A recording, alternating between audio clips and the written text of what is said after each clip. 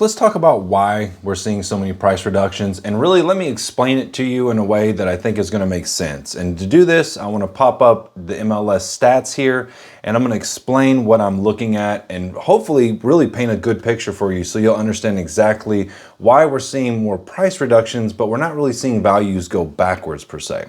So let's take a look at this. And on this chart, we're going to go all the way back to 2003, which is kind of funny that's the date, because that's actually the year I graduated, making me feel a little old. That was 25 years ago. My goodness. All right, so anyways, look at this. We can see the values, and I want to touch on something real quick, because 2008, I've got to question the integrity of some of this data, because I was selling homes back in that time, and I can remember like Grapevine, Colleyville, they were sitting at about 4 to 5 months supply of inventory.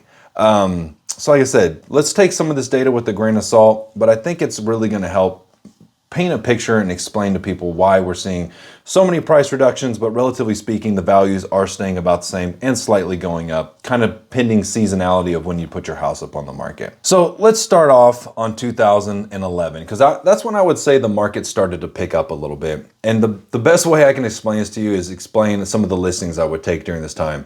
So back then I was hyper focused on for sale by owners. And the reason why is because, there was a lot of for sale by owners that didn't have information on what their home was worth. You got to understand, like back then, we didn't have the internet like we do. We didn't have all the available MLS data that people could see. You kind of had a little bit of Zillow, but not really.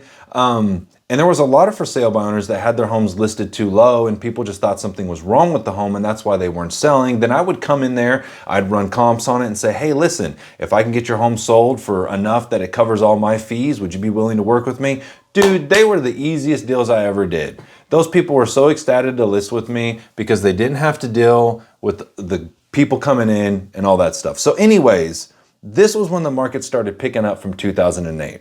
Now, the point I want to make here is if you took a listing or if you put a property on the market, and let's say you put it up in March of that year, and you started out a little overpriced, then the market would increase into that value. So you can see this here based on the trends. So let's take a look at that. Let's say you put a house up in May of 2012.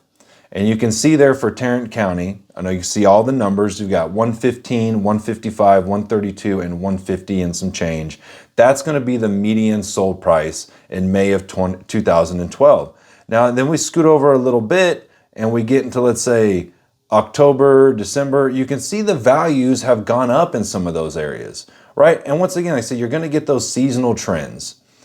And then it really depended on when you listed the house, which is similar now. Because like I said, if you zoom in here, you can see you get those seasonal trends.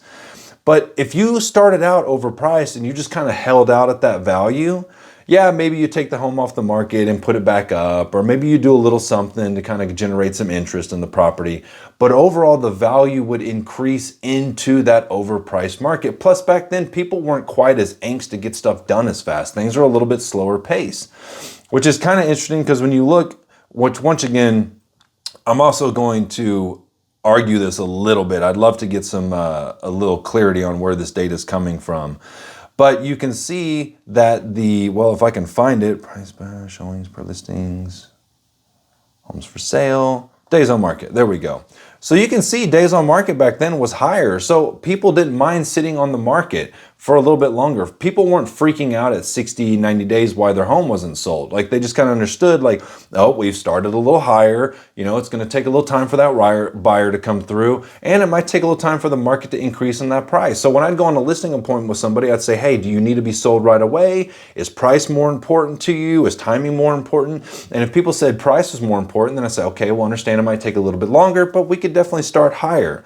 Now, if you come back here, let's zoom in and let's look at the past 5 days, or 5 years rather. So we're going to zoom all the way up. We're going to hit those early COVID years. Then we're going to hop up to that peak, right? So that peak, depending on what area you're in, your peak is going to be around that, April, June, July time of 2022. Let's look at 5 years back. So once again, we're going to start out early COVID, not a lot of homes for sale. You could almost price your home where it needed to be to a certain degree.